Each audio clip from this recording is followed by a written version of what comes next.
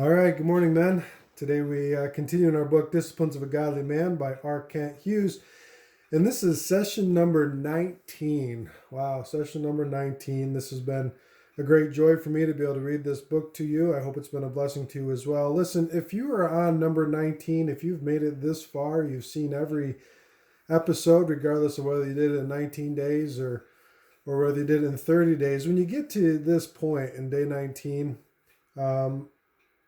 if you've listened to all the other um, readings, go ahead and leave a comment for me in the comment of the video section. Your feedback is really important to me in the sense of, I would love to get some instructive criticism on ways that I might be able to do this Bible study better. But listen, be honest, if this is the first video that you've ever watched, I would encourage you to listen to all the other ones before you put that feedback in. But I want you to know that I want to be as open as I possibly can to improve. And again, if this has been a blessing to you, I would love to hear, your feedback. Would love to hear maybe how I can make this a little bit more instructive or intuitive or informative or beneficial or inspirational to you in some way. So I leave that open for you to think about. Let's go ahead and begin in our book.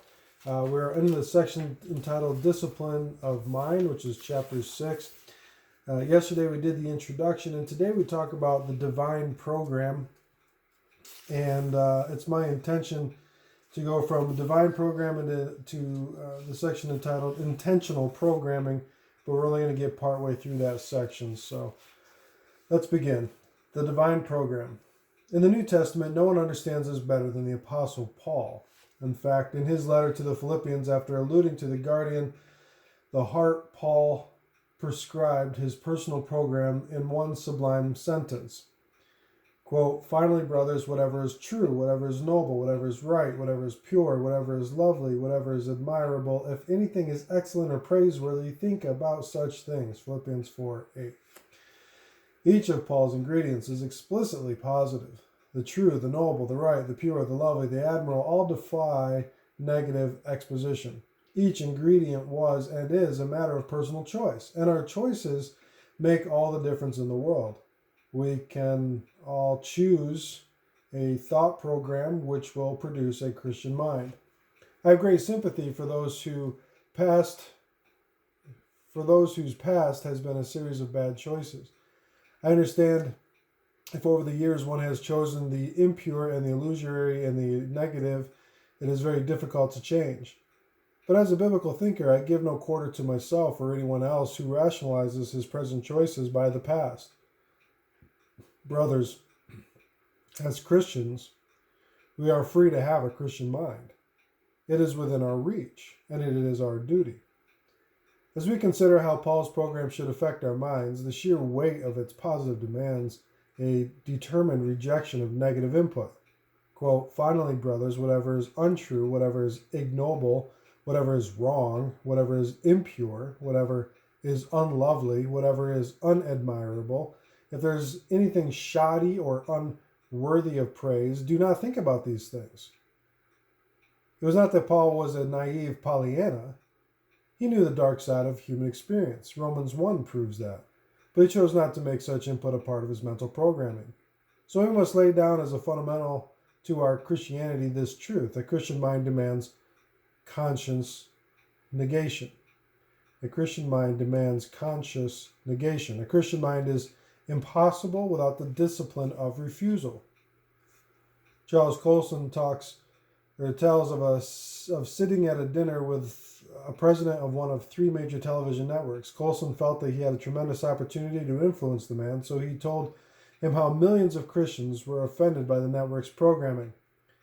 Knowing that TV executives have an intense interest in profit, Colson suggested that it would be good business to air wholesome family entertainment. After all, added Colson, there are 50 million born-again Christians out there. The gauntlet was down, and as Colson tells it, quote, "He looked at me quizzically. I assured him that was Gallup's latest figure. What are you suggesting, Mr. Coulson? Is that we run more programs like, say, Chariots of Fire? Yes, I exclaimed. That's a great movie with a marvelous Christian message. Well, he said, CBS ran it as a primetime movie just a few months ago. Are you aware of the ratings? All at once I knew I was in trouble. He then explained that night NBC showed on Golden Pond. It was number one with 25.2% of all TV sets in America tuned in. Close behind was My Mother's Secret Life, a show about a mother hiding her past as a prostitute. It was number two with 25.1%. And a distant third, a big money loser, was CBS with Chariots of Fire, 11.8%. In fact, of the 65 shows rated that week, Dallas was number one, Chariots of Fire number 57. So, my companion concluded, where are your 50 million born-again Christians, Mr. Coulson? Good question. Where are we? If even half of Gallup's 50 million born-again Christians had watched the show with a Christian message, Chariots of Fire would have topped the ratings. But the disturbing truth, as studies by the secular networks as well as the Christian Broadcasting Network show, is that the viewing habits of Christians are no different than those of non-Christians. Since TV is a business, it gives its customers, the public, what they want. It is but a mirror image of us. End quote. The Christian community is putting the same input into its collective computer as is the rest of the world. According to A.C. Nielsen, the TV set in the average home is on 7 hours and 7 minutes a day, and the average viewer watches 4.5 hours each day. The statistics for religious homes is just a half hour less.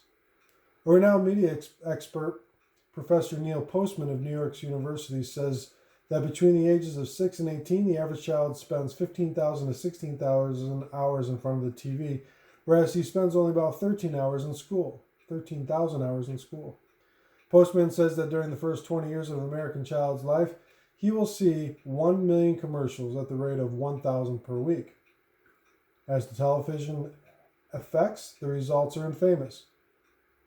1. Shortened attention span. 2. Diminution of linguistic powers. 3. Reduced capacity for abstraction. And 4. Homogenization of adulthood and childhood.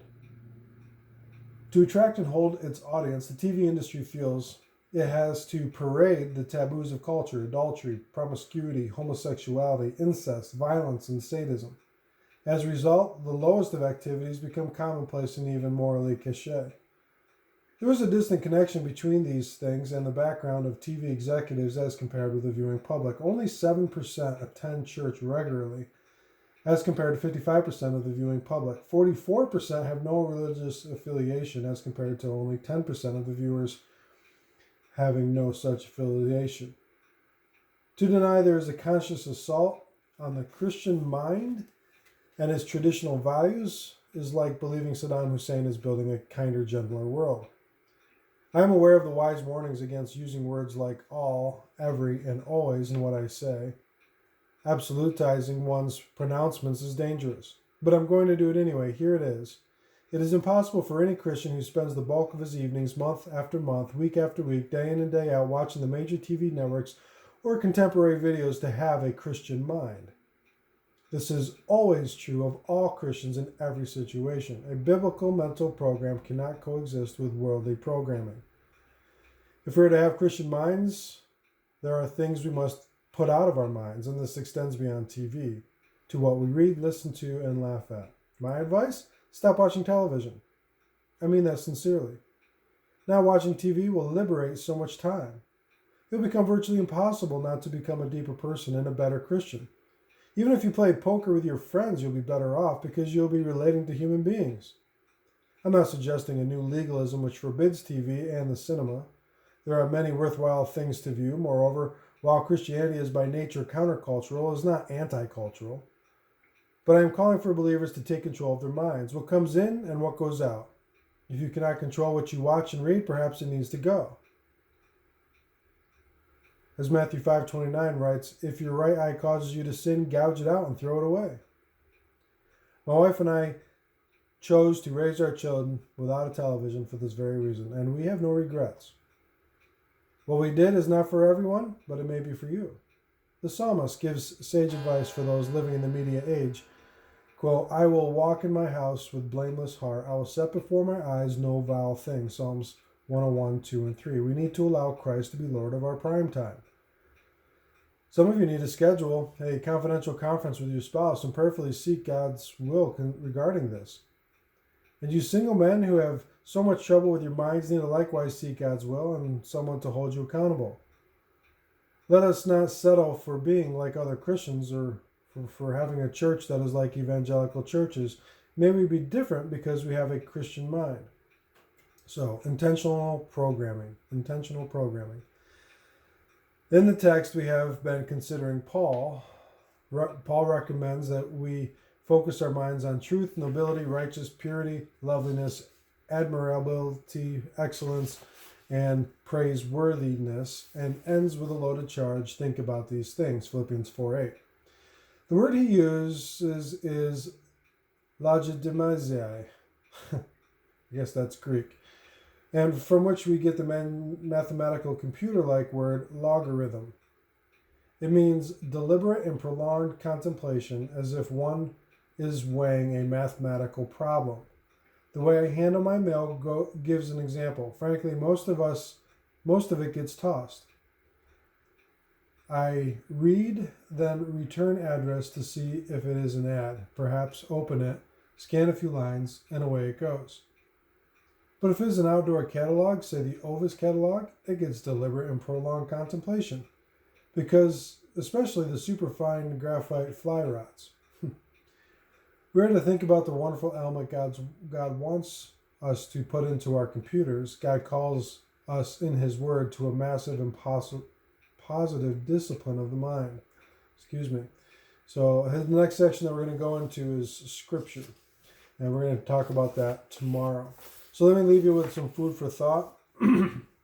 He writes, what does Philippians 4:8 say about the thought life? What does Philippians 4:8 say about the thought life? Are we supposed to take a Pollyanna approach to life and deny the stresses and strains of life? If not, then what is this passage teaching? All right.